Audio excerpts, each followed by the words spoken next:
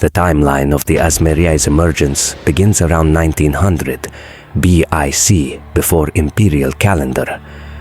The Azmeri, often regarded as the first people of Wraeclast, trace their origins to the formidable Azmerian mountains. This central mountain range, characterized by its rugged terrain and harsh climate, served as both a cradle and crucible for the early Azmeri civilization. The challenges posed by this environment necessitated the development of a resilient and resourceful society, adept at navigating and surviving in such inhospitable conditions. In these highlands, the Azmeri established a culture deeply intertwined with the natural world.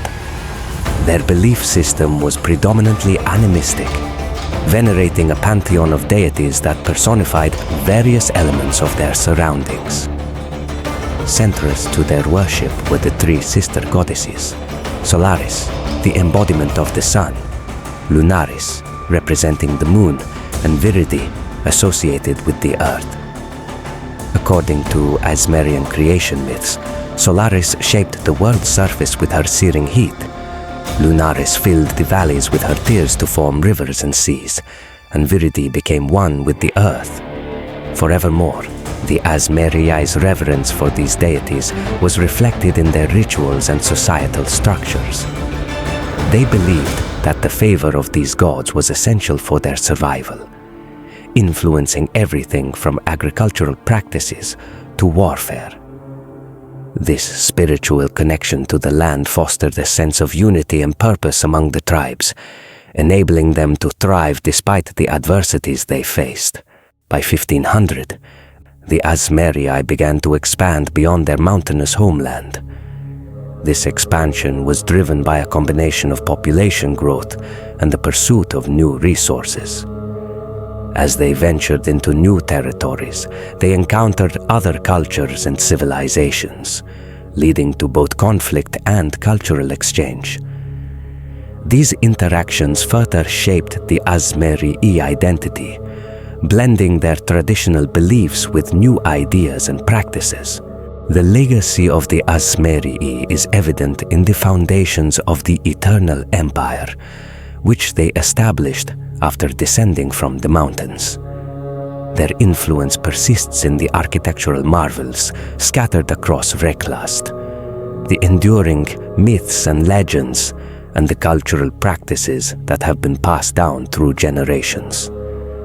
The story of the Azmeri is a testament to human resilience and the enduring power of cultural identity in the face of changing times. By 1500, BIC, the Azmeri had begun to expand beyond their mountainous homeland. Before the establishment of the Azmerian Empire, Azmeri society was tribal, with clans or familial groups forming the core units of organization. Each tribe was self-sufficient, consisting of extended families bound together by shared lineage and mutual dependence.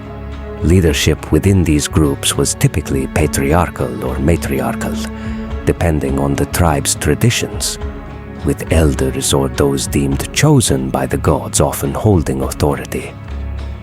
These leaders, known as pathkeepers, served as both political and spiritual heads, mediating disputes, directing communal labor, and conducting sacred rites.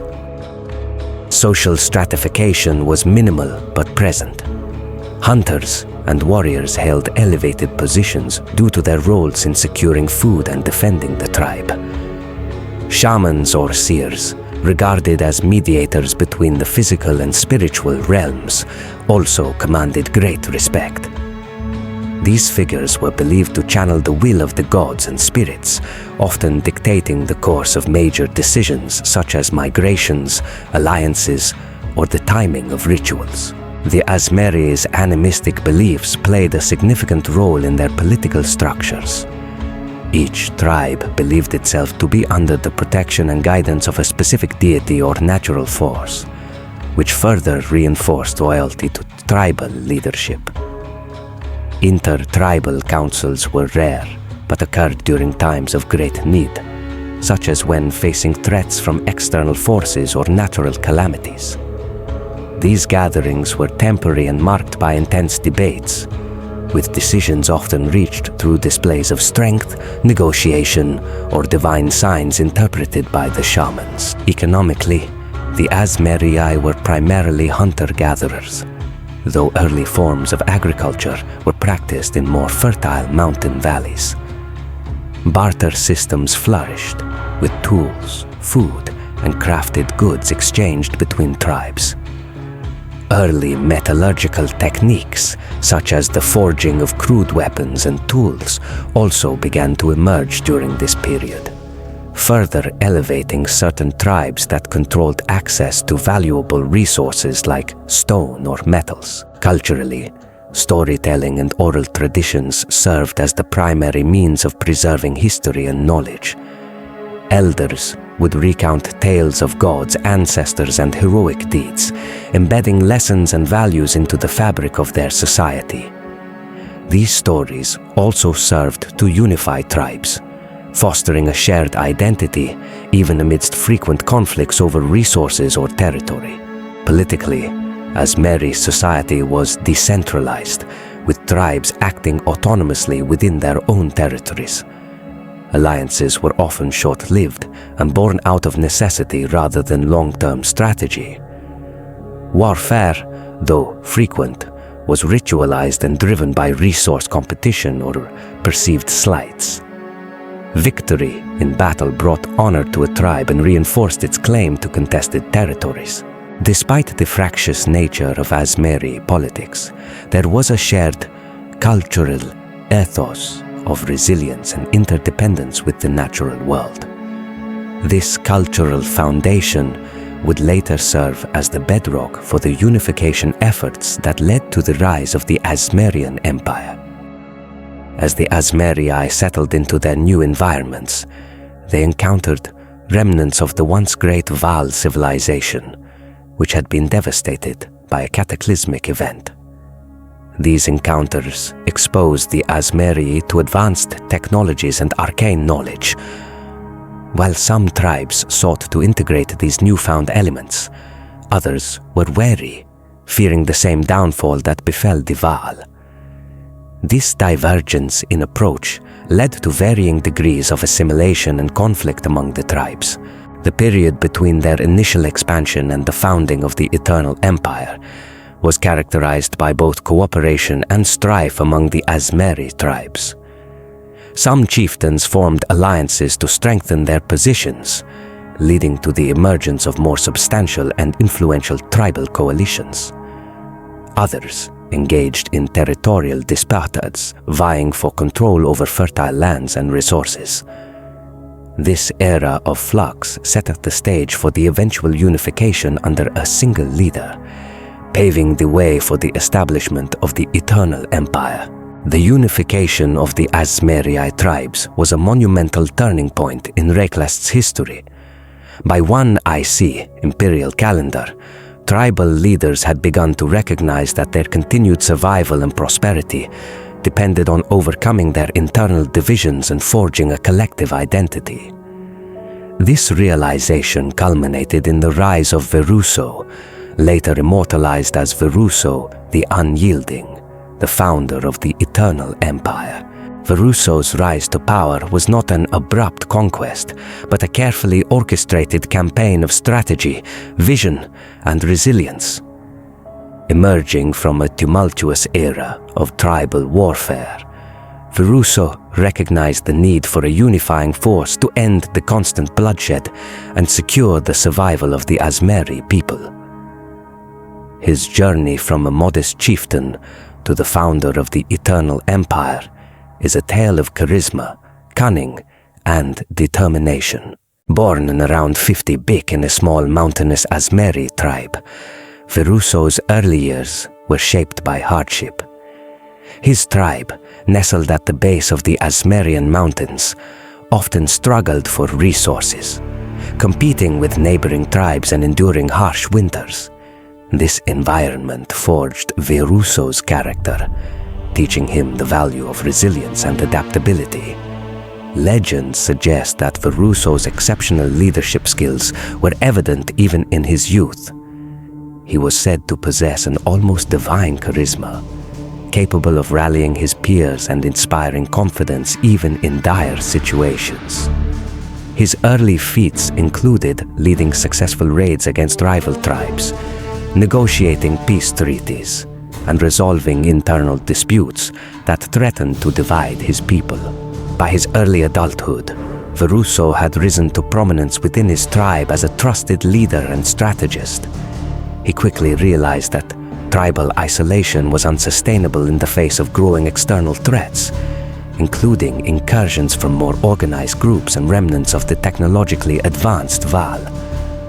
Recognizing the need for unity, Veruso began forging alliances with neighboring tribes. Veruso's coalition building relied heavily on diplomacy. He was known to employ marriage alliances, offering members of his family in unions with rival tribal leaders to secure their loyalty. These alliances were reinforced with oaths taken before sacred Azmeri deities, giving them a spiritual weight that few dared to break. His ability to mediate disputes and broker mutually beneficial agreements earned him the respect of both allies and former adversaries. Despite his emphasis on diplomacy, Veruso was a formidable military leader. He understood that not all tribes would willingly join his cause, and he prepared his forces for inevitable conflicts. Veruso's military campaigns were marked by tactical brilliance.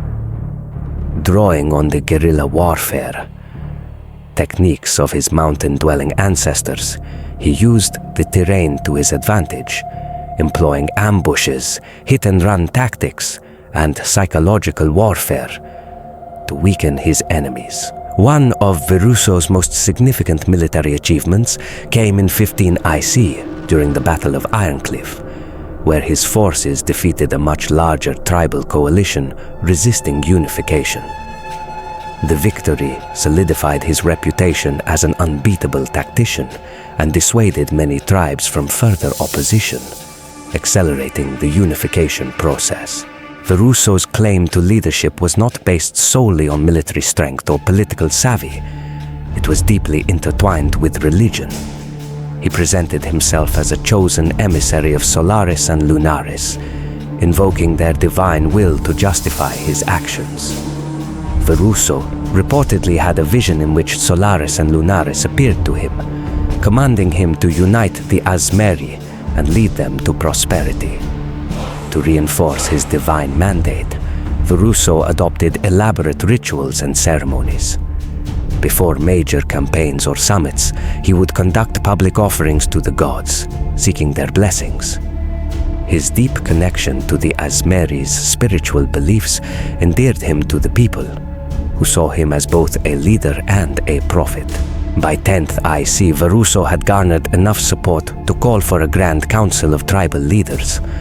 Known as Veruso's Summit, this event was held in a valley near the mountains, a symbolic location representing the transition from the old ways of tribal isolation to a unified future. At the summit, Veruso delivered an impassioned speech calling for an end to the bloodshed and the creation of a unified Azmeri state. He emphasized the shared ancestry, culture, and religion of the tribes, framing their unification as a return to the original vision of their gods.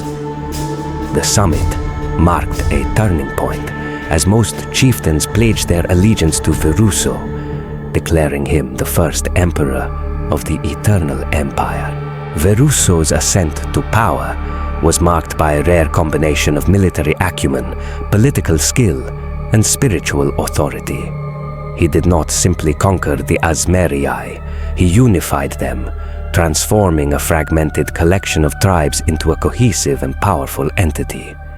His ability to inspire loyalty and foster cooperation among fiercely independent tribes was unparalleled. The foundation laid by Veruso during his rise to power ensured the stability and longevity of the Eternal Empire. His legacy as a unifier and visionary leader persisted long after his death, immortalized in the myths and monuments of Wraeclast. his rise to power remains one of the most pivotal chapters in the history of the Azmeri and Wraeclast as a whole. This was the story of the Azmeri, a tale of resilience, unification, and the birth of the Eternal Empire. But there is another side to their history, one rarely spoken of, darker, more sinister and intertwined with the remnants of a civilization long since fallen into ruin. The Vaal, whose mastery of thaumaturgy brought them both unparalleled power and catastrophic downfall, left a legacy that was far more than ruins and relics.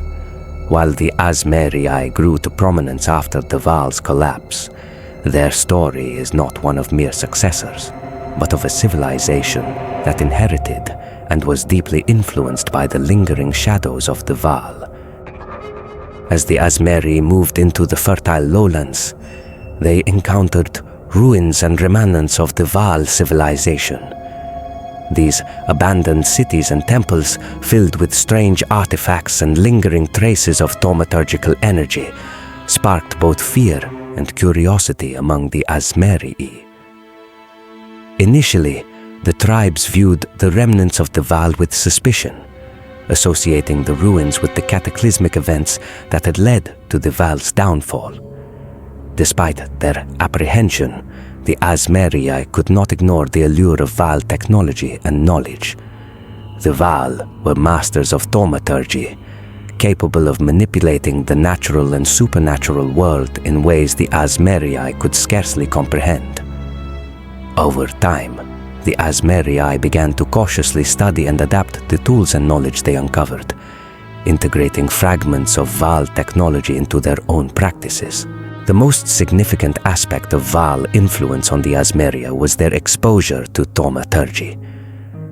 The Vaal had developed a deep understanding of harnessing the latent energy within Wraeclast, channeling it through blood sacrifices, gemstones, and intricate rituals.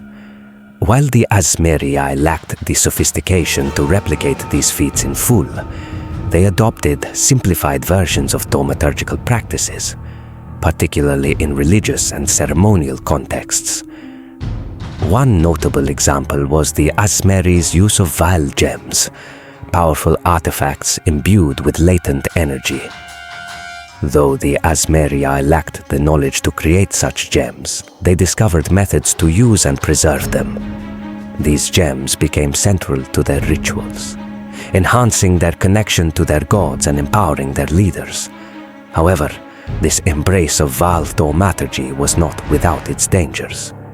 The Azmeri were acutely aware of the Vaal's catastrophic fall, which they attributed to the overreach of their ambition and their reckless manipulation of forbidden powers. This cautionary tale tempered the Azmeri's adoption of thaumaturgy, ensuring they used it sparingly and with great reverence. The Azmeri's encounters with surviving pockets of the Vaal were often marked by conflict. These remnants of the Vaal, fragmented and desperate, were fiercely protective of their remaining knowledge and resources. The Azmeri, seeking to expand their territories and access the secrets of thaumaturgy, clashed with these groups in a series of skirmishes and territorial disputes. Despite these conflicts, there were moments of assimilation and exchange. Some Vaal defectors, seeing the strength and resilience of the Azmeri, chose to align themselves with the tribes. These individuals brought with them valuable knowledge of Vaal culture, technology, and magic, further enriching the Azmeri's growing civilization. The Azmeri's connection to the Vaal also influenced their religious beliefs. Both civilizations shared a deep reverence for celestial bodies and natural forces, though their interpretations diverged. The Vaal's worship of Azmeri, the Queen of Sacrifice, stood in stark contrast to the Azmeri's veneration of Solaris and Lunaris, whose narratives emphasized balance and unity. Despite these differences, the Azmeri incorporated certain Vaal symbols and rituals into their own practices, blending elements of Vaal mysticism with their animistic traditions. These fusion of beliefs laid the foundation for the more structured pantheon that would emerge during the Eternal Empire. Veruso's early campaigns in the lowlands exposed him to the vast ruins left by the fallen Vaal Empire. These ruins, with their towering ziggurats and eerie silence, were both a source of wonder and terror for the Azmeri tribes. Veruso, ever the pragmatist, recognized the potential of the arcane artifacts left behind. Unlike many of his contemporaries who viewed these remnants with suspicion, Veruso saw them as tools to bolster his power. One of Veruso's key discoveries was a cache of Vaal thaumaturgical artifacts, including gemstones imbued with latent power. These gems, which the Vaal had used to channel and manipulate magical energy, became central to Veruso's strategies, both in warfare and in solidifying his divine mandate. Veruso was among the first Azmeri leaders to incorporate Vaal thaumaturgy into his military campaigns. By adapting what little his scholars could decipher from the Vaal ruins, Veruso's forces gained an edge over rival tribes. Enchanted weapons, defensive wards, and enhanced physical capabilities granted by Vaal gems turned the tide in many battles. The most notable example of this was the Battle of Ironcliff, 15 IC, where Veruso reportedly used a Vaal artifact to summon a powerful storm, scattering the enemy forces and securing a decisive victory. Whether this account is entirely true or exaggerated by later generations, it reflects Veruso's reputation for wielding both physical and mystical power. Veruso's connection to thaumaturgy was not limited to military applications. It also reinforced his spiritual and political authority. The Azmeri were deeply spiritual, and Veruso leveraged their beliefs to position himself as a divine emissary. He claimed that the Vaal artifacts he wielded were gifts from Solaris and Lunaris, meant to guide the Azmeri to greatness. Public ceremonies involving Vaal relics became a hallmark of Veruso's rule. During these rituals, he demonstrated the power of the artifacts, convincing the tribes that his leadership was divinely ordained. These displays of thaumaturgical prowess helped to unify the Azmeri under his banner, blending ancient Azmeri animism with the remnants of Vaal mysticism. Despite his use of thaumaturgy, Veruso was acutely aware of its dangers. The ruins of the Vaal were a stark reminder of what could happen when arcane power was abused. Historical accounts suggest that Veruso maintained strict control over the use of thaumaturgy, forbidding its reckless application. He established an early council of scholars and priests tasked with studying the artifacts and ensuring their responsible use. This caution distinguished Veruso from later leaders of the Eternal Empire, who would increasingly exploit thaumaturgy without restraint. Veruso's measured approach ensured that the Azmeri benefited from the Vaal legacy without succumbing to its pitfalls, at least during his reign. Veruso's relationship with the Vaal and thaumaturgy shaped the early Eternal Empire in profound ways. By integrating arcane knowledge into his leadership, Veruso laid the foundation for the Empire's later advancements in magic and technology. However, his cautious approach also highlighted the potential dangers of over-reliance on thaumaturgy, a lesson that future emperors would tragically ignore. Veruso's connection to the Vaal was more than a practical tool. It was a symbol of his ability to bridge the past and the future. By wielding the relics of a fallen empire, he demonstrated the resilience and adaptability of the Azmeri, ensuring their survival and ascendance in the ever-changing world of Wraeclast. The founding of the Eternal Empire marked the culmination of Veruso's vision to unify the Azmeri tribes under one banner, transforming a fractured collection of mountain-dwelling people into the dominant civilization of Wraeclast. This monumental endeavor required not only military strength and political acumen, but also a profound shift in culture, governance, and identity. Following the summit, Veruso declared the founding of the Eternal Empire, with its capital in the newly established city of Sarn. The city was strategically located to control trade routes and fertile lands, symbolizing the newfound unity of the Azmeri. Sarn's architecture reflected the dual heritage of its people, combining the towering stone ziggurats of their mountain past with elements inspired by the ruins of the Vaal. Veruso implemented a centralized governance system to replace the loose confederation of tribes. He appointed governors from each tribe to oversee regions of the empire, ensuring representation while maintaining his ultimate authority as emperor. This system balanced the need for unity with respect for the diverse traditions of the Azmeri people. The early years of the Eternal Empire were not without challenges. Isolated rebellions broke out in regions where loyalty to the old ways remained strong. But Veruso's forces, bolstered by his understanding of Vaal relics and thaumaturgy, swiftly quelled these uprisings. His ability to balance diplomacy and military might ensure that the empire remained stable during its formative years. The transition from tribal society to a centralized empire also required profound cultural shifts. Veruso encouraged intermarriage among tribes and promoted the use of a common language, fostering a sense of shared identity. By the time of his death, the Eternal Empire was no longer a loose coalition of tribes, but a powerful and unified state poised to dominate Wraeclast.